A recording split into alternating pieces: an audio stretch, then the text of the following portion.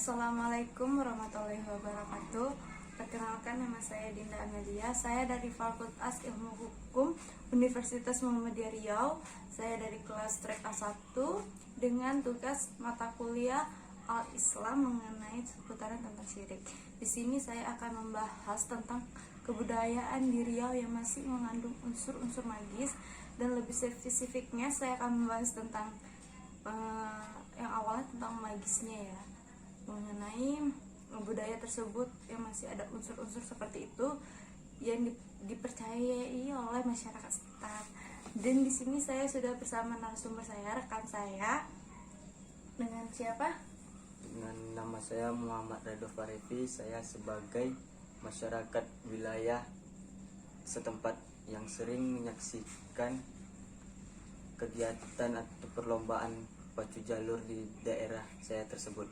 Oke. Apakah saya boleh melontarkan beberapa pertanyaan yang mungkin abang sudah tahu pertanyaannya atau jawabannya, yang karena kan sudah terbiasa bukan menyaksikan pacu jalur tersebut? Ya boleh, nggak apa-apa dikasih daerah tersebut. Oke, boleh. Boleh kalau memang abang punya datanya atau punya bahan materinya, silahkan. Ada pertanyaan yang akan saya tanyakan. Yang pertama, apa sih pandangan abang sendiri tentang Pacu jalur di daerah saya tersebut merupakan festival pacu jalur, merupakan salah satu tradisi kebanggaan masyarakat Kabupaten Kuantan Sengingi khususnya dan masyarakat Provinsi Riau umumnya. Tradisi pacu jalur ini pada saat sekarang sudah menjadi event nasional. Oke. Biasanya festival pacu jalur itu kapan sih diadakannya?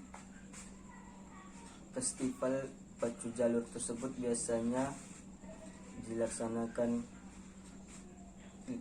tradisi pacu jalur yang diadakan sekali setahun. Ini pada awalnya dimaksudkan dengan sebagai acara memperingati hari-hari besar umat Islam seperti Hari Raya Idul Fitri, Hari Raya Idul Adha, Maulid Nabi Muhammad, ataupun peringatan Tahun Baru Hijriah.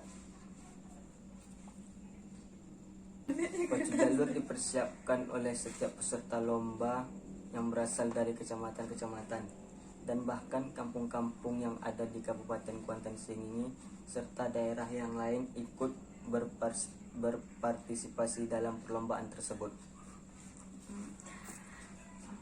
Apakah ada hal-hal tertentu sebelum melakukan pacu jalur tersebut atau tradisi-tradisi yang mengandung unsur-unsur magis? Biasanya sebelum pacu jalur dimulai diawali dengan upacara sakral dan magis oleh pawang atau dukun jalur.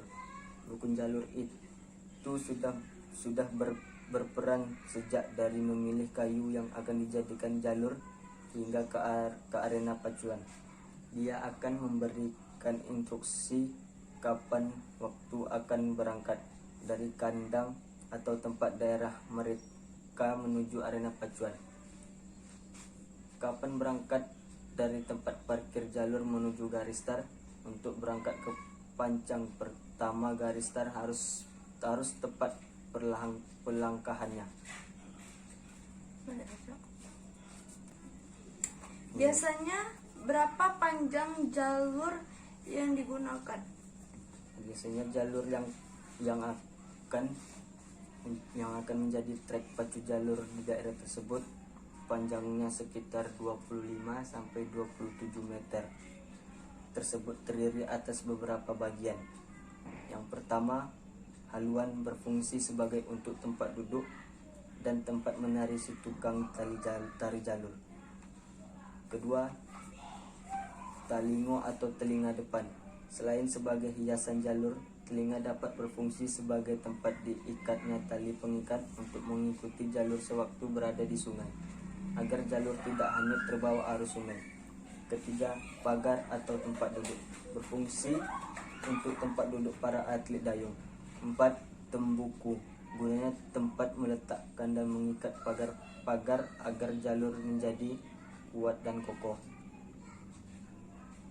Selanjutnya, timbul ruang atau tengah jalur ialah bagian tengah jalur yang sengaja tidak diberi pagar dan dikosongkan. Gunanya adalah untuk tempat menimba air. Selanjutnya, talingo belakang gunanya sebagai hiasan jalur. Kemudi tempat atau tempat pengemudi, yaitu tempat berdirinya tukang onjai. Selanjutnya, lambai-lambai gunanya selain sebagai hiasan agar jalur terlihat lebih indah, juga sebagai tempat bergantungnya atau pegangan tukang onjai.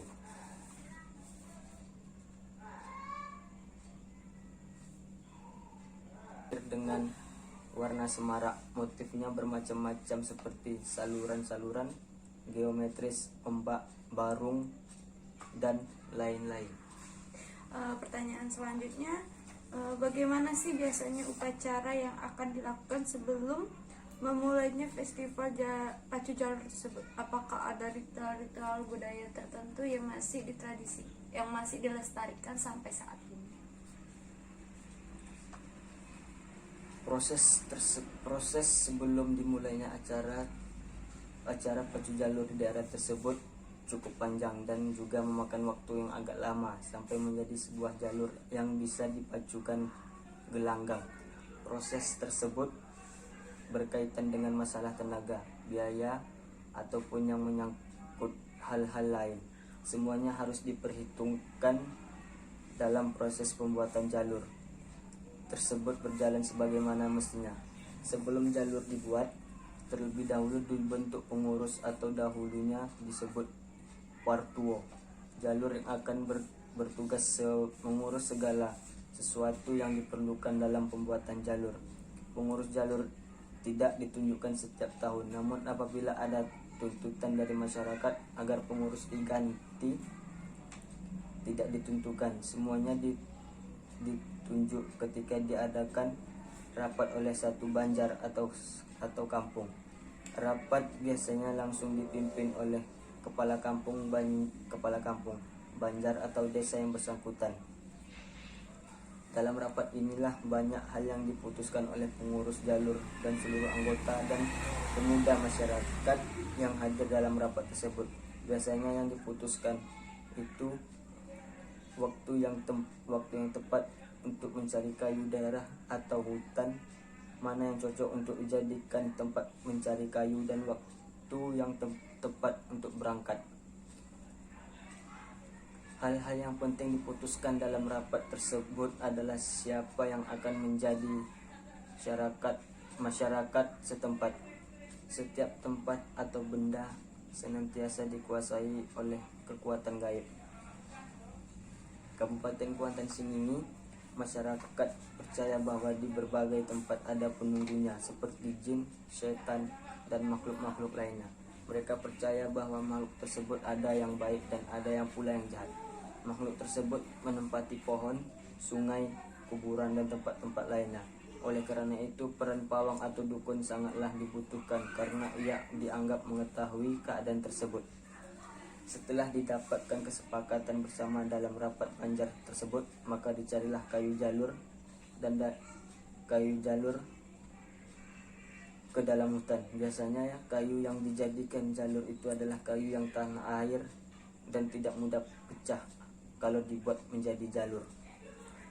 Di samping itu yang paling penting adalah kayu tersebut berdiameter besar dan panjang. Di antara jenis kayu yang dipilih dan dianggap baik dan memenuhi masyarakat tersebut, yang pertama, nama kayunya yaitu kayu kure atau kuras. Yang kedua, kayu kuyuang. Yang ketiga, kayu banyo. Yang empat, kayu toman. Yang kelima, kayu meranti sogar. Yang keenam, kayu toman, dan lain-lain.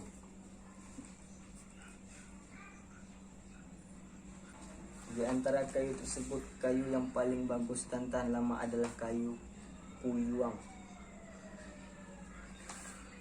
Hutan di kawasan Kabupaten Kuantan Sengingi sudah dikuasai oleh perusahaan seperti RAPP. Masyarakat mencari kayu untuk dibuat jalur di hutan-hutan milik perusahaan dan tentu saja harus meminta izin dengan perusahaan. Menurut kepercayaan mereka memiliki tuah dalam pandangan dukun jalur dan juga masyarakat setempat. Kayu tersebut memiliki tuah sendiri. Jika kayu seperti yang digunakan, maka sangat besar peluangnya untuk memenangkan pacu jalur.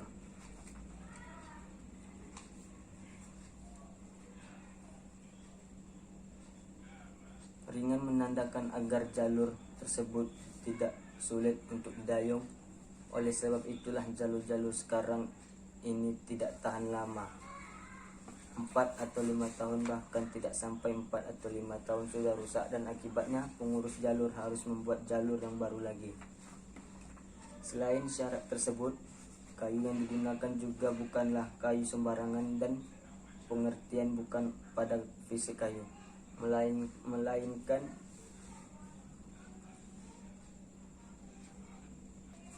mempunyai mambang atau sejenis makhluk halus yang dapat dikendalikan oleh pawang atau dukun jalur dengan baik. Karena menurut keyakinan dukun, mambang tersebut akan terus mengikuti kayu itu kemanapun kayu tersebut dibawa. Oleh karena itulah dukun jalur yang digantikan oleh pengurus jalur, karena dukun yang memantrai kayu jalur mulai dari menebang juga dianggap mampu berkomunikasi dan memelihara hubungan dengan pengguna atau mambang yang terdapat pada kayu. Dukun yang mendampingi dalam usaha mencari kayu jalur jumlah bisa lebih dari 1 orang, sebab mereka akan mencari kayu di hutan belantara yang dipercayai banyaknya makhluk halus yang menetap di pohon-pohon. Sebelum kayu ditebang, dukun menentukan apakah kayu tersebut baik atau tidak. Jika dibuatkan jalur pada kayu tersebut dapat menghasilkan jalur yang laju atau tidak. Di samping itu juga apakah kayu tersebut dapat bertahan lama. Kayu yang dianggap berkualitas dan mempunyai tuah ditentukan oleh dukun sesuai dengan tanda-tanda yang dimiliki pada kayu tersebut. Salah satu cara sang dukun untuk mengetahui kualitas kayu adalah dengan cara dikoresi atau dilihat semua aspek-aspek magisnya, dan dukunlah yang tahu akan hal tersebut. Yang pertama, selendang akar. Di saat mencari kayu di hutan, seorang dukun harus melihat kondisi kayu lain di sekelilingnya. Kayu yang dikatakan selendang akar adalah tempat kayu kecil yang tumbuh di dekat kayu besar yang akan ditebang dan dahannya melilit kayu besar tersebut. Di samping itu, kualitas kayu kecil tersebut juga dilihat apakah termasuk jenis kayu yang keras atau yang lunak. Kedua, melanggar tunggul. Tanda ini baru dapat dilihat setelah proses penebangan selesai. Setelah kayu tersebut ditebang dan tumbang, maka jatuhnya kayu tersebut agak jauh dari tunggulnya. Itulah yang dimaksud dengan melanggar tunggul. Yang ketiga, melompati sungai. Tanda ini juga baru dapat dilihat setelah kayu ditebang. Melompati sungai maksudnya kayu yang telah tersebut bagiannya adanya menyeberangi sungai. Menurut kepercayaan si dukun, kayu-kayu yang memiliki kualitas baik secara ruhnya ialah kayu yang banyak dihinggapi oleh binatang-binatang berbisa atau beracun, seperti kalajengking, ular, dan sebagainya. Sebab kayu yang semacam itu adalah kayu yang berbahaya dan biasanya akan laju.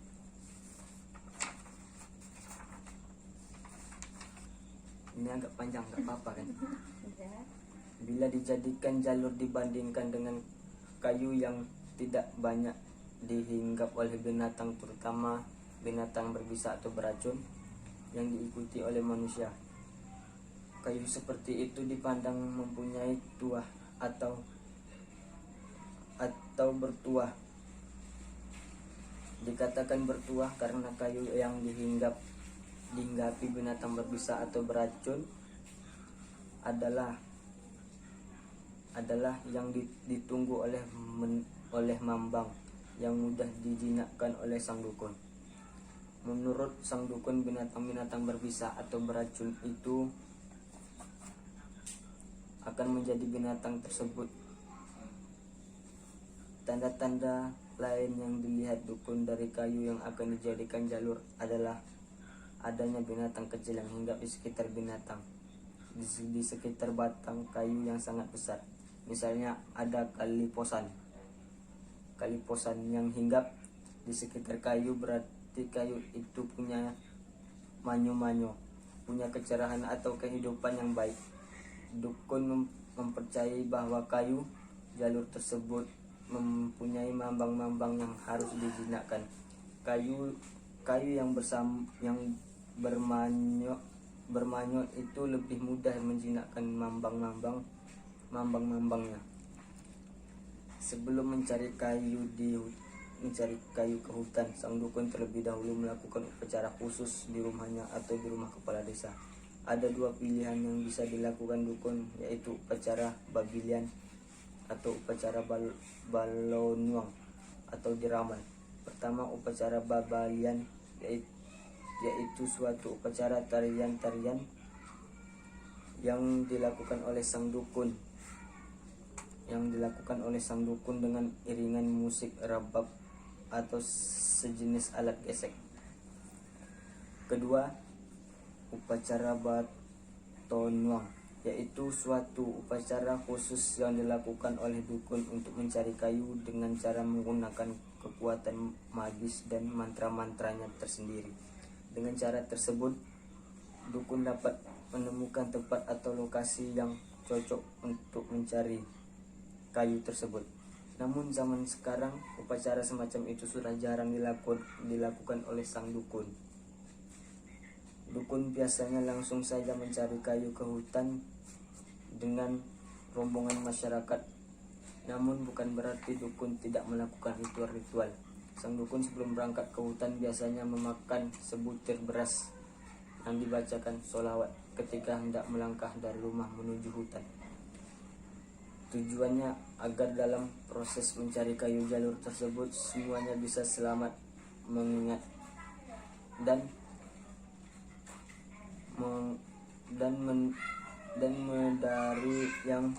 menghindari yang dilalui adalah hutan belantara. Beras yang putih menandakan baik. Maksudnya semoga mendapatkan sebatang kayu yang bagus. Apabila dukun telah menetapkan perlengkapannya, maka semua anggota yang ikut dalam mencari kayu harus mengikuti semua perintah dukun. Tidak boleh ada yang mengingkarinya. Misalnya dukun menetapkan akan pergi ke hutan tepat pukul 8 WIB. Semuanya sudah berkumpul dan harus berangkat dari desa. Maka tepat waktu semuanya harus berangkat. Tidak boleh ada yang mendahului atau ketinggalan dari waktu yang telah ditetapkan. Karena pada waktu tersebutlah menurut sang dukun waktu perlengkapan yang telah ia dapatkan, agar tidak terjadi hal-hal yang tidak diinginkan ketika masuk hutan tempat kayu tersebut akan dicari.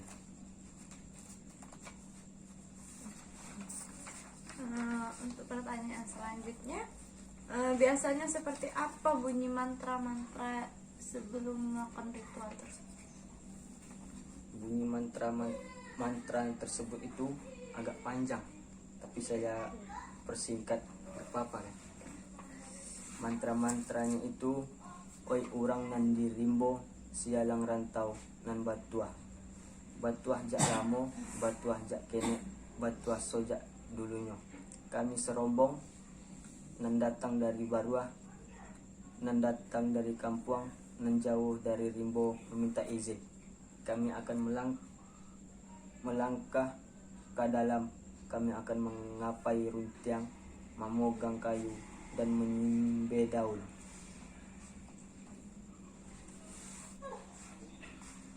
Mereka pun masuk ke dalam hutan, dan yang memimpin dalam hutan adalah sang dukun.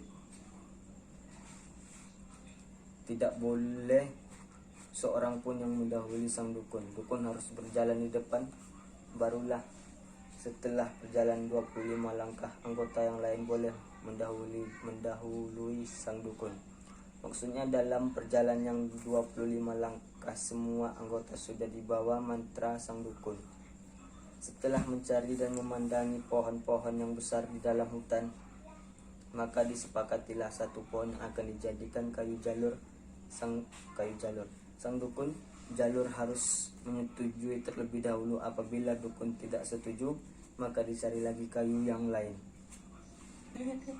Untuk mencari satu kayu jalur yang sesuai dengan ukuran, terkadang masyarakat harus berulang kali ke hutan, karena diyakini ada juga kayu yang hilang timbul di tengah hutan karena ada penunggunya secara gaib. Misalnya pada hari ini telah ditemui kayunya dan ditandai, dan mereka pulang ke kampung. Setelah beberapa hari pergi lagi, namun kayu tersebut tidak ditemui lagi. Setelah kayu didapat dan disepakati, maka kayu itu harus ditandai. Biasanya tanda itu menggunakan cat berwarna merah supaya mudah dilihat. Sebelum ditandai, dukun akan membakar kemenyan tepat pada pungko atau pangkal pohon tersebut. Asap dari kemenyan yang dibakar diyakini dapat mengusir hantu, jin, dan makhluk halus yang berada di sekitaran pohon. Dan yang paling penting gunanya adalah untuk menyejukkan atau menyejukkan pohon tersebut. Baiklah, pertanyaan selanjutnya, mengapa pohon-pohon tersebut harus ditandai? Karena mereka hari itu hanya mencari kayu saja, tidak langsung menebangnya. Mereka akan kembali ke kampung dan baru beberapa hari kemudian mereka ke hutan lagi untuk melakukan penebangan kayu yang sudah ditandai. Kayu yang sudah didapat, masyarakat yang diutus mencari kayu harus kembali ke desa untuk memusyawarahkan rencana penebangan. Setelah disepakati hari keberangkatan dan perhitungan langkah-langkah dari sang dukun, maka mereka akan berangkat menuju hutan dengan alat dan perlengkapan yang sudah disiapkan. Sebelum masuk ke dalam hutan, maka sang dukun pun membaca mantra-mantra untuk menjaga dari segala mara bahaya. Dukun membaca kun payakun, darullah, sagalonan baga atau tertegun aku dalam la ilaha illallah. Mengapa? Supaya apa mantra itu diucapkan biasanya?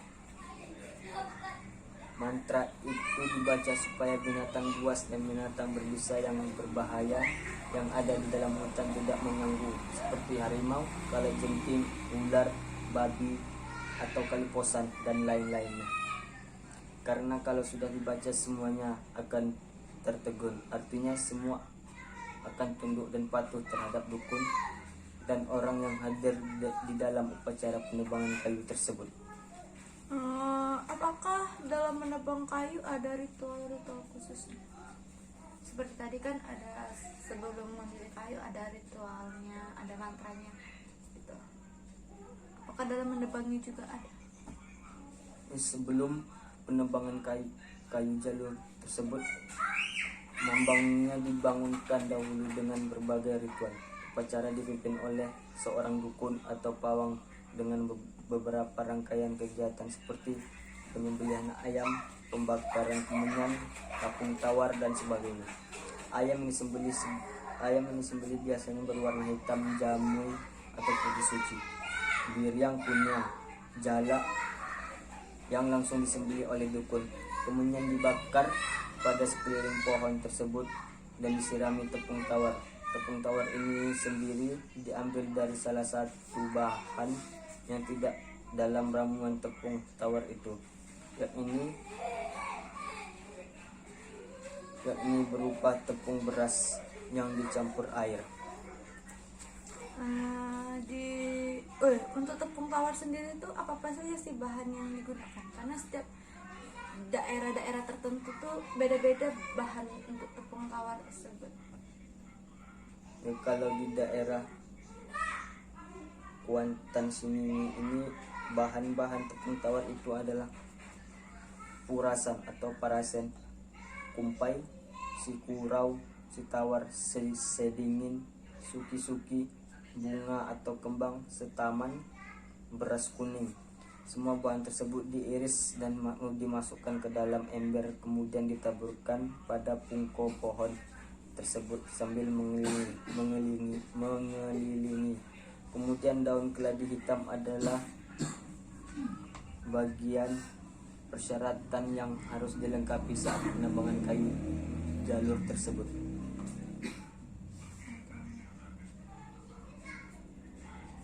Sambil mengelilingi pohon tersebut, sang dukun memulai membaca mantra-mantra seperti berikut. Oh penguasa rimbo, nen tinggal di Sake Antuang, nen idui di Solo tanah, nen idui di Boro izin kami untuk menobang kayu iko. Jangan bori kami penyakit ponyang palibaro la kami go barokat kulimah la ilaha illallah. Tujuannya untuk apa biasanya mengucapkan mantra-mantra tersebut? Tujuan sang dukun membaca mantra-mantra tersebut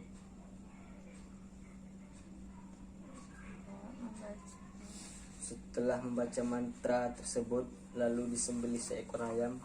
Sebelum disembelih, dukun kembali mengelilingi pohon tersebut sebanyak 3 kali, barulah disembelih dengan mengucapkan Bismillahirrahmanirrahim. Dan darahnya disebarkan atau ditaburkan pada pungko pohon tersebut. Tujuannya adalah untuk mengikat pertalian antara kayu dan ayam. Ayam sudah kita serahkan pada penunggu hutan, kemudian kayu sudah diambil dan dan tanda bukti hubungan timbal balik.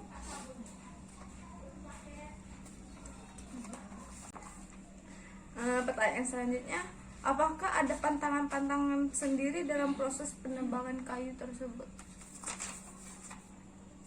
Ya, dalam proses penebangan kayu jalur juga terdapat pantangan atau hal-hal yang dilarang dilakukan. Selain pantangan tidak boleh direbahkan atau ditumbangkan ke arah barat, juga terdapat pantangan lain seperti tidak boleh membuang air kecil di sekitar kayu jalur yang akan ditebang. Kalau mau buang air, minimal harus jarak 50 meter dari kayu yang akan ditebang tersebut. Dan tidak boleh bercakap kotor seperti memaki, sumpah serapah atau sejenisnya. Baiklah, terima kasih untuk beberapa jawaban yang telah diberikan, sehingga saya lebih tahu mengenai rupanya di dalam pacu jalur tersebut ada beberapa ritual yang cukup panjang ya, untuk mencapai suatu acara tersebut, dan tidak mudah dilakukan dan tidak sembarang orang yang bisa melakukan hal tersebut. Ya, memang sangat panjang ritual atau segala yang sebelum proses penebangan kayu atau memulai acara pacu jalur. Kalau dijelaskan tidak cukup 1 hari untuk menjelaskan tentang proses penebangan kayu atau proses untuk. Waalaikumsalam warahmatullahi wabarakatuh.